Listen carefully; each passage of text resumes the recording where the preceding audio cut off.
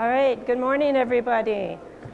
I am Dominica DeGrandis, and I'm so delighted to be with you today to talk about transformation, visualizing transformation in particular, and I want to run through 5 ways to make your work more visible.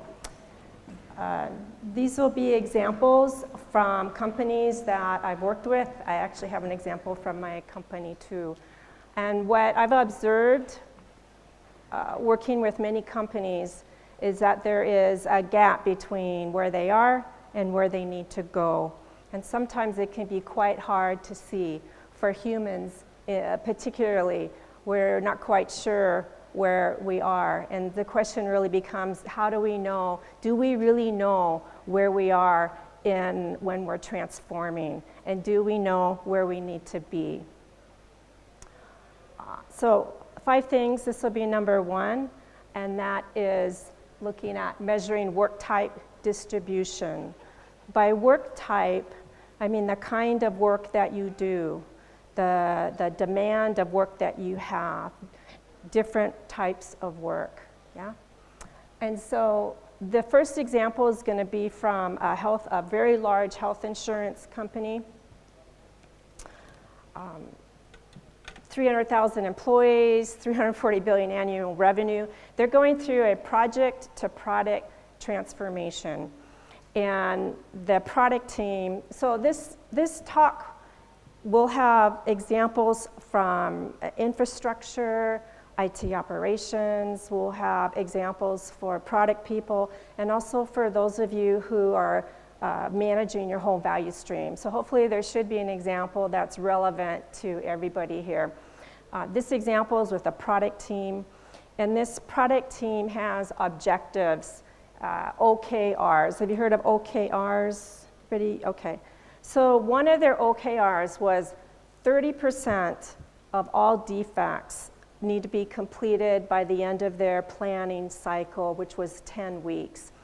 And their manager asked them, how are you going to meet this OKR? Well, for defects is one of their types of work, and it was quite easy for them to see the defects because they have a work item type in their tool. They're using Rally, and so they can show their defect throughput. They can show that they finished 146 defects over this period of time. Defects are one of the work item types that are typically easy to see. We've got defects and we have feature type work in tools. So this usually isn't a big problem for organizations. So now there's just 2 things that they need to do here. They need to put in some timelines in this visual so they can show their start and end date of this 10-week planning cycle. And then the second thing they need to do is do a little bit of math, right? They need to show 30%, yes? So they're going to divide their throughput. By throughput, I mean the total number of defects that were completed over this period of time. So they're going to divide that by their total defects that they had at the beginning, and that leaves them with 66%. So far, so good. But this is not their only OKR. In addition to 30% of defects completed by the end of the planning session, their leadership has set a target that 10% of the work that they do will be for technical debt, and 10% of the work that they do will be for security risks, things like vulnerabilities and audits and patches. Now the manager asks, how are you going to meet these other OKRs? And this is much harder for them because they don't have a specific work item type like they do for defects. Their tech debt, their security risk work is invisible. It is hidden inside the other stories that they're working on. So it's much harder. This is a very common thing that we see, is that it's easy to measure stories based on feature work, and it's easy to measure defects, but how do you measure your technical debt or your security? it comes to the question of what flows in software delivery. What are the things of value that flow across your value stream that you can measure in your tool set? And we believe that there's 4 main work types, right? The feature type of work, these business requests that generate revenue, the defect work, the bugs in production, or in other environments, your technical debt work, and your security risks. So how do we see that we're working on tech debt and risks when they can only see, red here is defects and green here is a feature type work. The first 5 months of their transition, the debt and the security is invisible. They can't see it because it's hidden in these other types of work.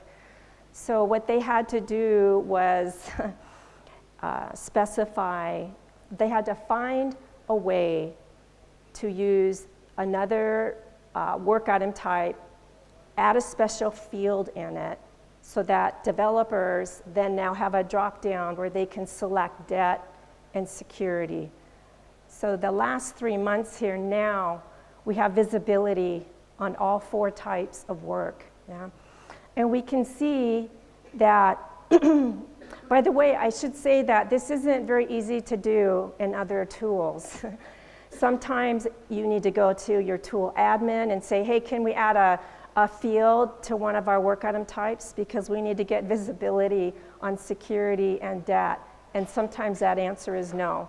But here they were lucky enough, their admin said, okay, we can do that for you.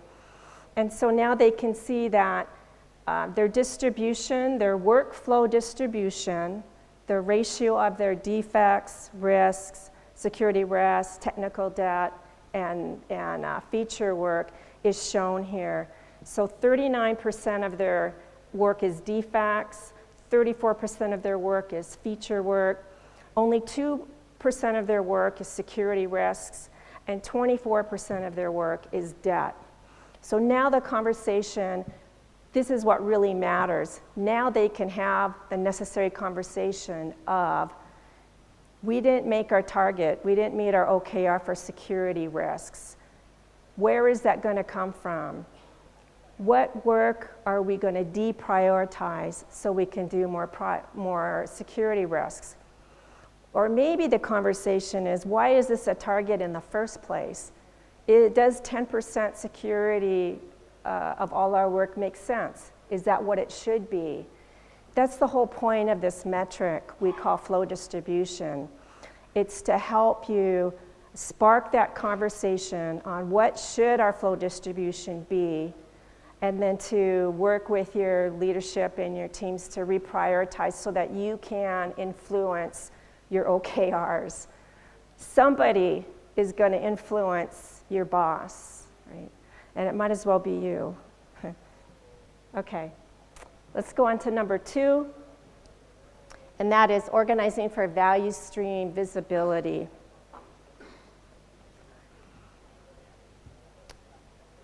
In 2018, Mick Kirsten published his book called Project to Product. Is anybody working on a project to product transformation? A few hands up. And as part of that book being published, we were asked to write a companion document on an exercise that we had been doing with customers. We call it a value stream canvas exercise. And the purpose of it really was to help teams visualize all the handoffs and the problems that occur as workflows across a value stream, an end-to-end customer value stream. Yeah. And so we're just trying to provide practical learning concepts. This companion document is free. It's licensed under Creative Commons, so anybody can use it. It's available at that link here. And this deck, I've sent it to the organizers, so you can have a copy of this deck. The exercise offered 2 ways to make value streams visible. One was to start with a feature request at the front end of the value stream. And the second way was to start in production. Why production?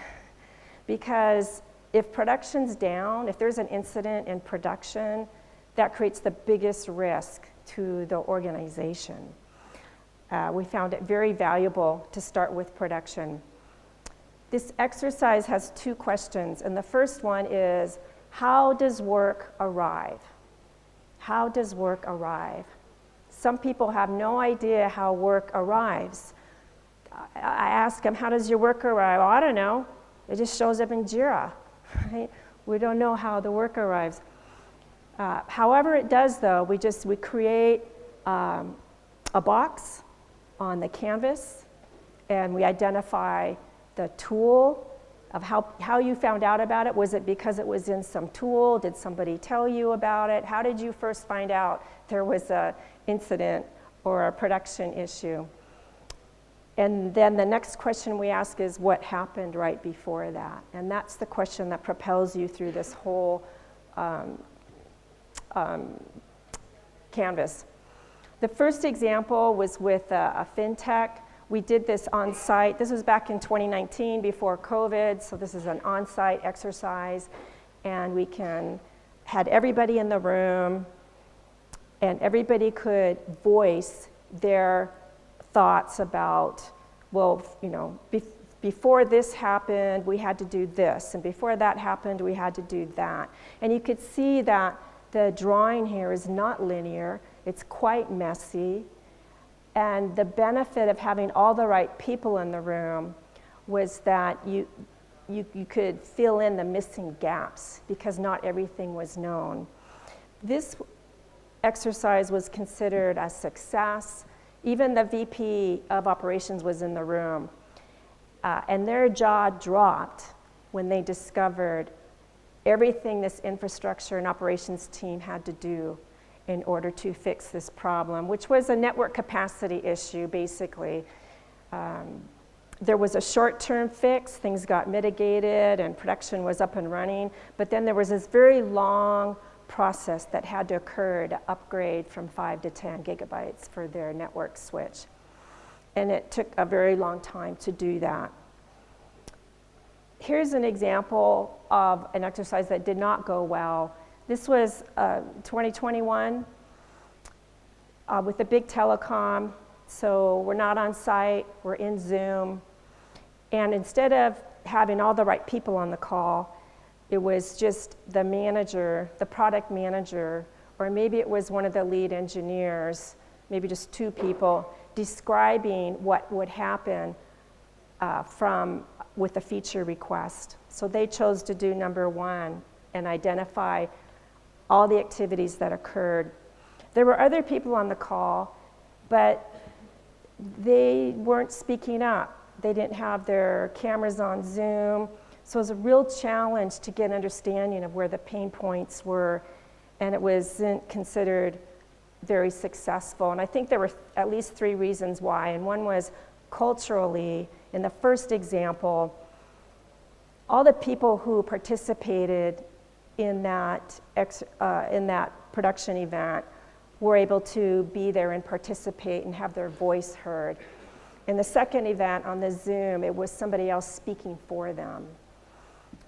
Secondly, I do think that starting in production with even if it's not an incident, it could be your latest feature that you released, but being able to work backwards with something that was done recently, it's easier for you to recall what was done.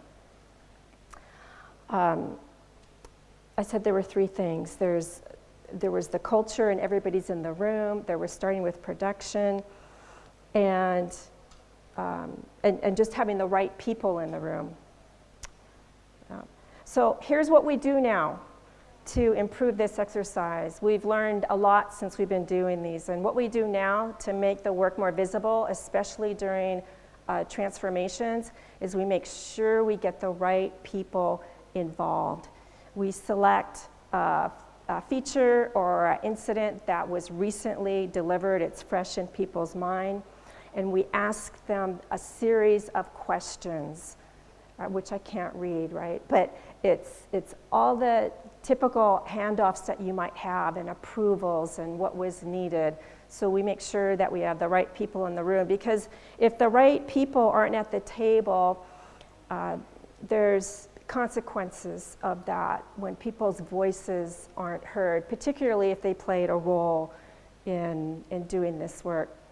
The next thing that we asked is, for each of the questions that we ask, what work item, is there a work item in your tool set that was created to do that work? Let's take a look at those. And if you can get that far, we think that's a huge advantage. There are some additional steps to do. I have them in the deck, but I'm not going to go into these in detail. Number 3 is neglected work. So neglected work is partially completed work. It's been started. The clock is ticking. The clock is ticking on your lead time, right? You've started it, but now it's neglected. It's like when you go grocery shopping and somebody cuts in front of you in the line, and now your checking out is going to take longer. Yeah, that can happen with conflicting work. It doesn't, or neglected work. It just doesn't get the attention, the budget that it needs to be successful. So in this example, this is the infrastructure team at a large retail, and their problem is that their feature work was neglected due to the high number of defects that they had and technical debt. So what did we do to make that visible? First off, we looked at the wait time in their feature work. So in this visual here, this is their what we call flow load, which is really just your work in progress.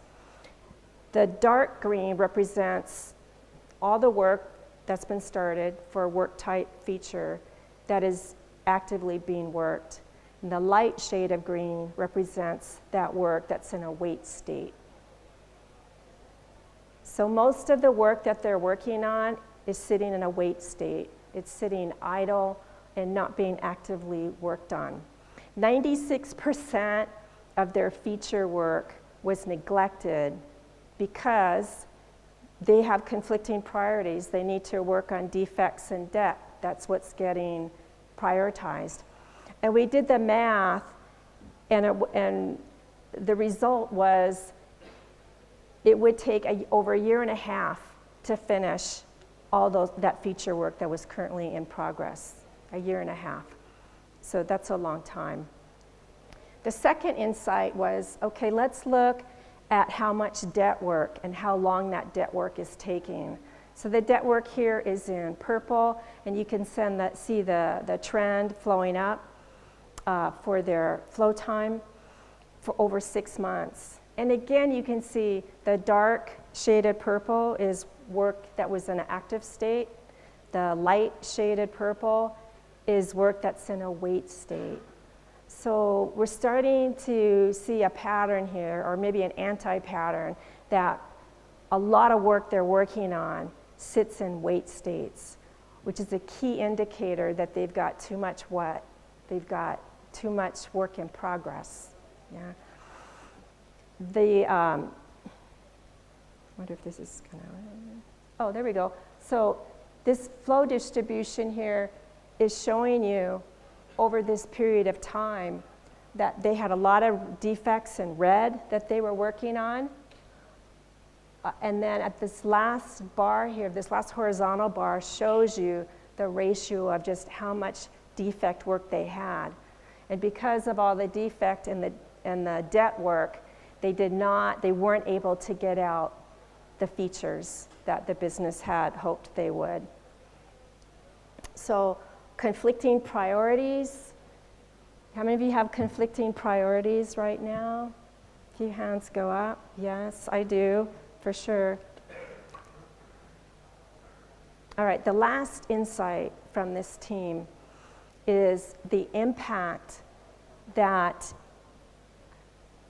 your flow load has on your throughput. You can see here that, if I can push the right button.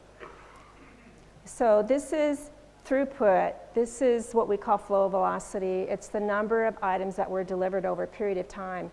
Because they delivered so much debt work in purple here, you can see down here in their flow load how the purple goes down. But the green stays. The green is the feature work. Right? So the flow distribution here is really key to prompt those conversations. Do we need to limit our WIP? Do we need to put where is our bottleneck and what do we need to do with it? Then the question becomes, well, how much WIP should we have? What should our WIP limit be? And the answer to that is usually lower. Just make it lower.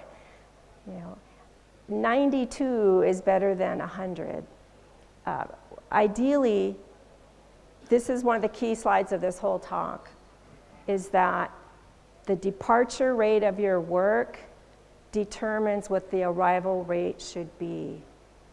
If you can find a balance between how much work is delivered and then how much work is going to arrive, you can be on a pretty good path for having a stable system.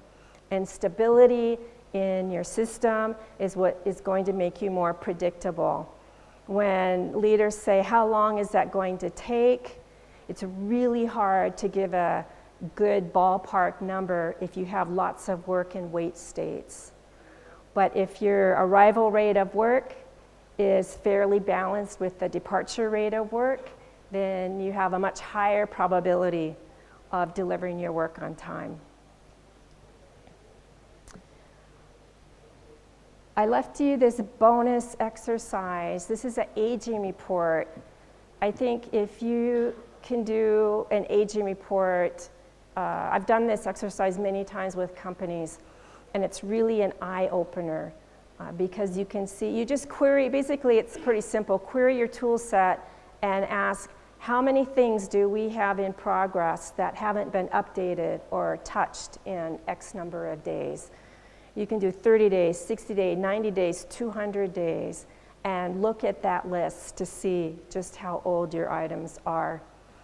And then I have some other, I have instructions in here, so you can take this exercise back to your work with you.